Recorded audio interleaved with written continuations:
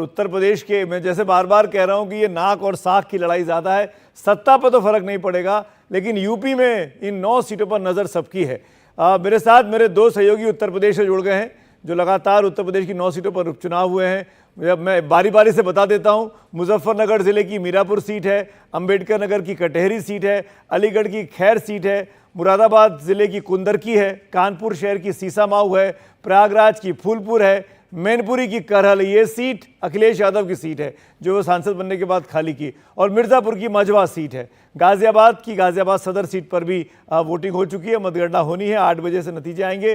चलेंगे अपने सहयोगी पंकज और रणवीर मेरे को दिखाई दे रहे हैं। और पंकज, क्या लग रहा है यूपी में? एग्जिट पोल जो कह रहे थे, पहली बार उपचुनावों के भी एग्जिट पोल हुए, और वो एग्जिट पोल ये कह रहे हैं कि 9 में से 7 या 8 बीजेपी जीत जाएगी। देखिए, वाकई मामला यूपी का है, इसीलिए एग्जिट पोल भी हुआ है सुमित। और मैं जब आपसे बात कर रहा हूं, थोड़ी देर पहले समाजवादी पार्टी के उदयवीर सिंह है जो नेता हैं, वो इधर से गुजर रहे थे। हमने कहा आज तो बताइए, तो उन्होंने कहा कि भैया 5 सीट जो है वो समाजवादी पार्टी जीतेगी और 4 सीट जो है वो बीजेपी जीतेगी। बीजेपी का दावा यह है कि करहल और कानपुर की सीसामाऊ सीट छोड़ के वो सभी विधानसभा सीटें जीत लेंगे। लेकिन इस चुनाव से ना बहुत बड़ा एक मैसेज सुमित अगर जाएगा, अगर ये बीजेपी के हक में इस तरह का फैसला आता है, क्योंकि आपने देखा था लोकसभा चुनाव में बीजेपी को 29 लोकसभा सीटों का नुकसान हुआ था, और उसकी वजह से कहा गया कि केंद्र में बीजेपी की जिस मजबूती के साथ सरकार बननी थी वो नहीं बन पाई है। इस बार इस पूरे चुनाव में अगर आप देखें तो सिर्फ योगी आदित्यनाथ, उनकी टीम और लोकल बीजेपी के नेता चुनाव प्रचार में लगे हुए थे। ऐसी भी कई विधानसभा सीटें थी जहां योगी 3-3 बार गए, 4-4 बार गए, पूरी कमान प्रचार की उन्होंने संभाली है। तो इस चुनावी नतीजों से ब्रांड मोदी नहीं बल्कि ब्रांड योगी की परख होनी है।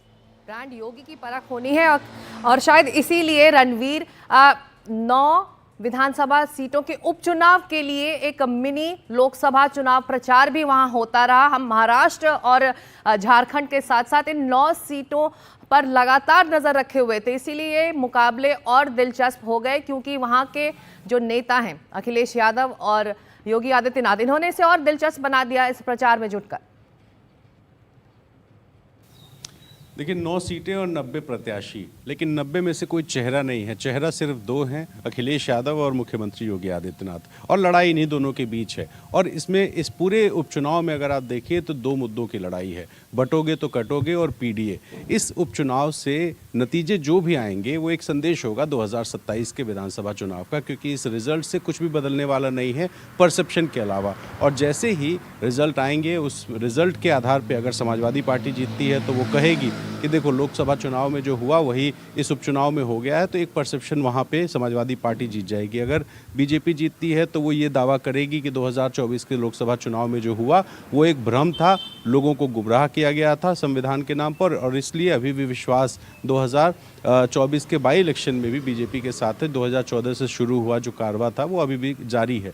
तो ये कुल मिलाकर एक सेमीफाइनल के तौर पर देखा जाने वाला चुनाव है।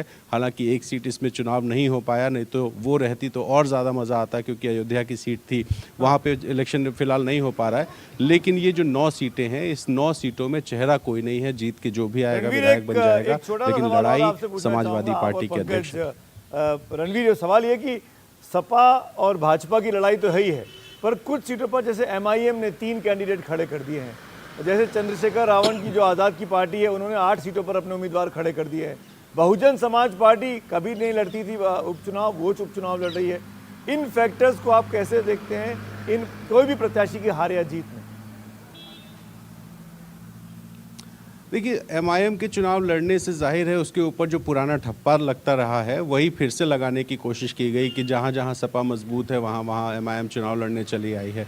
चंद्रशेखर जद्दोजहद कर रहे हैं अपना विस्तार करने की, 2024 में खुद चुनाव जीत चुके हैं लोकसभा का,